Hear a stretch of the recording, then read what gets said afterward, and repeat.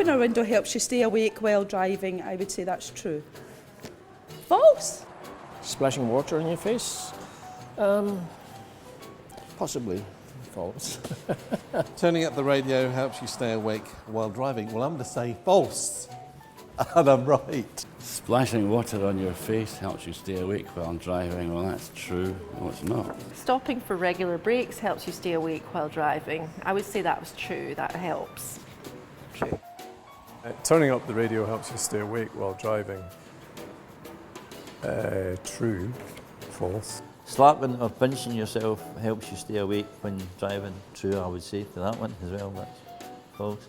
I'm not doing very well, am I? Having a snack or sweet helps you stay awake while driving. So I would say true.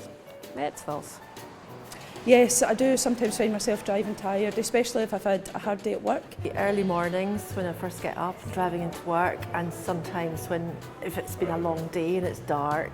It tends to be working actually, because if you're driving and you're doing a long day, then it tends to be the tiredness that kicks in later on. You feel the eyes get heavy, things are becoming a bit blurred, you're maybe not noticing the things on the road as much as you would. You turn a corner or something, you just overturn or something, it's you're losing that wee bit of concentration. I think you sort of start feeling like time's passing and you haven't actually noticed it.